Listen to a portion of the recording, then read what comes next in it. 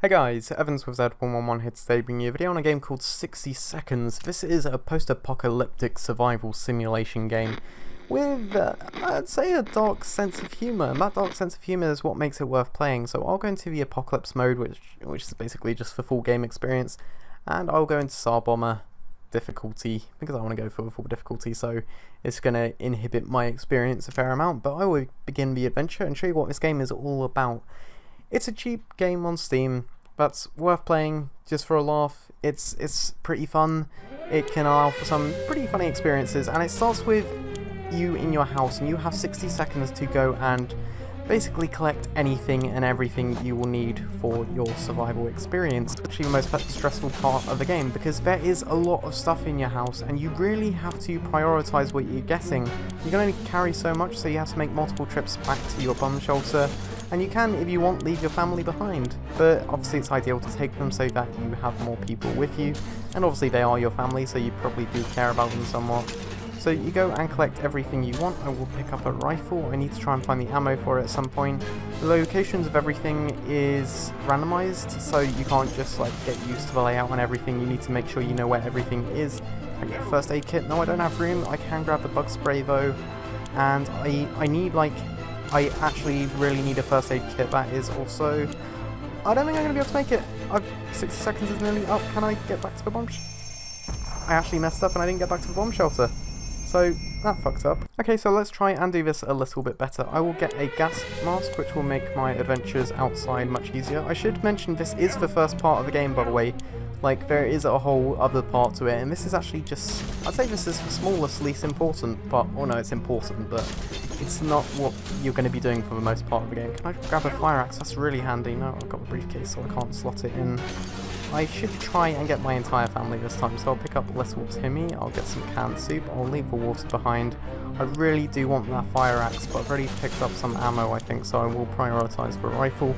This is honestly a really stressful part of the game, because it does raise questions about what is most important, and I have found myself changing decision mid-jog half the time. Like, I'm running towards one thing and I think, no, this really isn't worth the time, I really need to get this instead, and I am actually doing pretty alright this run. I haven't got much in ways of food and water, but I've got a lot of practical supplies. Can I grab some more water? Yes, I can. I am leaving the fire axe, but I did get some ammo. I think I got a rifle. I got a lot of food and water, and I got into the bomb shelter successfully this time before the nuclear bomb went off. So now, after a brief loading screen, I will be in my bomb shelter, and this is what you'll see the majority of the game. I didn't get a map, damn it. It goes on a day-by-day basis, and every day you have a diary entry. So all of us made it into the shelter. That was a close one. We're all together, which obviously this changes depending on what you've done. So if I left some family members behind, they'd be like, wait a second, where's so-and-so? I got a lot of cans. I've got barely any water, which is a bit issue. And yeah, the shelter was pretty well stocked, apparently. So every day you need to choose how to ration supplies. It's for first aid, people are right, so I'm not going to give them anything to stay around. And yeah, they're saying, oh, they're not too happy about the nuclear bombing incident. So that's the end of day one. It's really quick, it's really simple. You go day by day, things happen, you choose how much food to give each person, how much water to give each person. And it's a resource management game to an extent. Mary Jane's feeling fine, Timmy's making the best of the situation, Dolores is fine, and Ted is also doing well, so no need to give him food or water yet. I can hold on to it a bit longer. And now I get the choice of sending someone out. The area is irradiated, so doing this is a risk. But, you know what, I'm feeling risky today. Let's send out someone, so I'll pack for an exhibition which will happen tomorrow. These are the random events which can happen every day, so the government announced they'll be dropping crates filled with supplies in our area, and I can go out to head the crates if I want, but I am going to take a gas mask because the area is still irradiated. So then it will sleep again, go to the next day, and then we'll find the outcome of the events, and we will be able to plan the exhibition. So I click on the diary entry once more. We didn't get the supplies and lost the gas mask in the process. So yeah, it's not always a positive, like, you shouldn't just accept every situation. There's a high risk, high reward type of mentality you need to employ. Oh no, wait, we did get a... Oh, okay, we damaged the gas mask, but we did get some supplies, so ignore what I said, which means we got some food and water. Mary Jane, Timmy, Dolores and Ted are all thirsty, so I will start rationing out water to them, which means they'll drink water that day, and then it used up some of the bottles. As far as who to send out goes, each of them has their, like, I guess unique traits and their unique things that can happen to them, but I will just go and send Ted. He's strong, durable, and he generally will come back safe. But then the character will be gone for a couple of days, and they can come back with soup, they can come back with water, they can come back with some new equipment, but sometimes they don't come back at all, and that's where the problems start happening. So yeah, everything's going fine right now. None of them are still in dire need of food, and I've just given them some water, and they're starting to think about the future and considering moving to Toronto. I will mention that these diary entries, they are randomised, and generally they are different each playthrough. They happen in different orders and they kind of happen in different ways, but you are going to start getting some repeating. Like all the ones I've seen right now I'm already familiar with. I've been playing it for 7 hours, and I would say it's not this. 1 second, did they actually say they need anything? Yeah, they're fine, they're not hungry or thirsty. A bunch of people dressed to what look like Halloween doctor outfits. They claim to be in a field hospital moving from place to place and attempting to help those hurt by the hazards of the wasteland. But a Sasquatch ate their food and they're asking for some water. Alright, seeing as Ted's out and could get some more water, and I'm not in desperate need of it now, so I will give them water in the hope that it will eventually benefit me. Day 6 now, and what happened?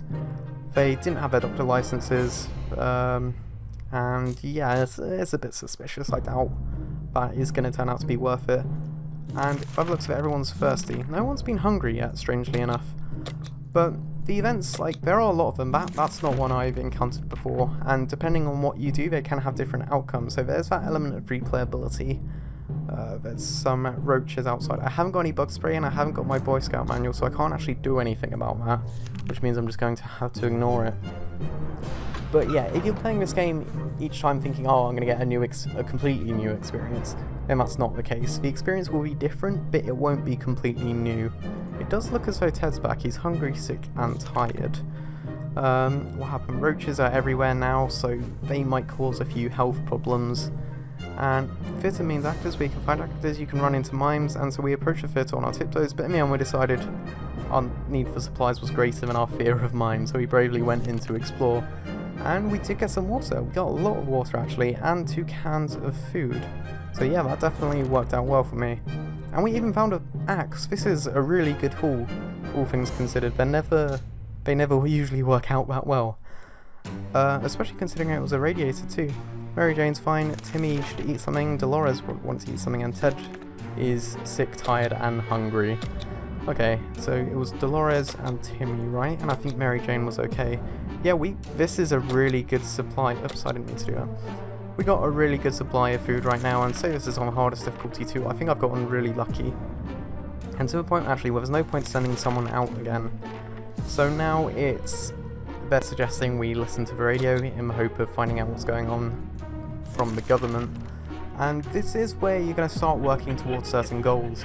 There are ways to get rescued, and I guess there are multiple endings is the best way of putting it. Like, there are different outcomes, like say one of the random events that can happen is you can find a brother and sister, and then you can start helping them out, and then they go on to build a settlement and invite you to it, and that's one way of winning the game. That's one of the good endings. There are also bad endings, which I'm sure we'll run into eventually. So the government are they're here to save us. They said it will take a couple of days, so I just need to last until then. Mary wants a little food, Timmy's alright, Dolores is alright, and Ted is also hungry, so Timmy and Ted want some food. You can use your first aid kit to get people, like he's got a health condition right now, and that could escalate and eventually kill him. There's a phone ringing outside. It does mean going outside and risking crossing the street, so I'm actually going to ignore that, especially whilst the area is still irradiated. If you keep them well fed and well hydrated, then their illness can just go away by itself. But if you neglect it and if you keep sending them out and you don't give them rest, it will go on to kill them. So you really do need to be careful with that. Yep, they're saying about not answering the phone. Mary Jane's hungry and she needs water. Timmy wants water. They all want water apart from Ted. So Ted gets food, they all get water, and one of them was hungry, but I think they can last without food for now. if you just, like, you may be thinking, why not just give them food and water every day? Honestly, you will run out of supplies, because these, it does get into, it gets into the hundreds sometimes, the amount of days you're going on. So I can find out what's going outside if I listen to the radio. Obviously, because I salvage the radio, that's something I can do. If I didn't salvage radio, I wouldn't be able to do that, and therefore whatever happens now, which is... Okay, yeah, that's announced that the fallout has gone, so it's safe to leave the shelter now. Mary Jane wants food, Timmy is alright, Dolores is alright, and Ted wants water. So Mary Jane wants food, and Timmy wants water. Yeah, you keep on going, you keep getting random encounters, and you have to assess whether or not they are worth doing. So now that the area is fine, I will send out someone to gather some supplies. It turns out Mr. Freeman, the physics teacher at Timmy's school, was right. 1 + 1 does indeed make 2. In our case, it's 2 more cockroaches. Because those little bastards keep coming, we need to clean up our mess, or just end with a full-blown infestation. So yeah, I could ignore it again, but it will probably get out of hand, so I will expend some ammunition and use my rifle to fend them off. Every time you use your equipment, it has a chance to break, so it is a risk, and sometimes you do think it's not worth it, and it would be better having giant cockroaches running around. Victory is ours, ferocious lie defeated. This is a glorious day for all remaining humanity. Humans are the dominant species once again. Mary Jane's hungry, Timmy's alright, Dolores is alright, and Ted has one foot in the grave. He needs a drink. So Mary Jane is hungry, and Ted needs a drink. I will actually give Ted some food as well, just in the hope he will recover from his illness. And you know what, fuck Timmy, let's send Timmy outside. See if he can start pulling his weight around here and do something useful.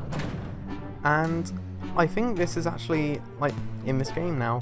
I know that sounds stupid, but this is going to be the most part of the game. It's you repeat, you keep doing the same days over and over again, and it is entertaining in the sense that you have to manage your resources. It's kind of like this war of mine in that sense, and you have the random events coming along. I've got nothing to deal with the ventilation problem, but you keep on going, it gets more and more difficult, and you start running out of resources, people start dying, you start making mistakes, raiders start occupying the town, and problems start happening, and once they start happening they just get worse and worse and worse. But you need to keep on going, until eventually you can get rescued. She found a plant seed. Okay, see, this is where I'm learning from my previous playthrough. I planted the seed once, I gave it water, I planted it, I waited a couple of days, then it grew into a tentacle monster and attacked us. So I had to use my fire axe to fight it off, which broke the fire axe, and yeah, I'm not going to go watering plants anytime soon. It can be a brutally unfair game at times. You do something that will seem like the smart thing to do, and it turns out like it's a big, or it turns out to be a big mistake. So it's fun in that sense, it's fun in the unpredictable sense, and I think that on it's a cheap game. I'd say it is worth going out and just picking up and playing. It's a short, fun experience, you can have some funny things happen. It has a lot of achievements too, which you can work towards. There's like, each playthrough you can have a set goal, which is how I've played it for so long. It's because I keep trying to work towards those achievements and do certain things. Like one of them is say yes to every single encounter and then somehow survive. Wait, what's this? Scavenger. Okay, there's a group approaching a shelter. There's no peaceful option here. Can I lock them out because I saved the lockpick? Is that going to work? You do sometimes have to use logic in cases like that and say, well, if I start shooting them, they could have turned out to be friendly and they could be traders. Whereas if you lock them out, then they might offer you supplies. What happened here? It turned out to be enough to discourage. Okay, so they were attackers, and they just ended up leaving, but we did break the padlock in the process. Timmy came back, and what happened? He went to a hospital. He was still standing pretty well after some structural damage. He managed to get a can of soup from the canteen, 2 bottles of water from one of the wards, and Mary Jane needs water, food. Oh, Timmy is not in a good way. Mary Jane needs water, Timmy needs everything, Dolores needs a drink, and Ted needs a drink. So yeah, I won't keep going on too long. 2 people are ill now, and they will probably be dead pretty soon. But from here, it's just it just goes downhill. It does have that. There's a zoo escape, seriously? Right, let's send Mary Jane out to hunt a zoo stampede. It does very much have that, okay, one more day kind of thing, because they are so short, and there's the appeal in that. The playthroughs don't last too long either. Like, especially if things don't go your way. A cow or a spider took a few shots to bring it down, but in the end it found itself in... Yeah, so basically we ate the food, or we ate the animal, which means we don't need to use soup for a while, because everyone's gonna be alright. But yeah, so day 17, this is actually a pretty good run. I wasn't expecting it to go so well, but this is 60 seconds. If you think it's alright, then pick it up on Steam. I'm sure it's going to be on sale when this video goes up. But yeah, thanks a lot to you guys for watching. I hope you enjoyed the video. Let me know what you think of the game. This is me, Evans with Z111, and this is me out. Peace.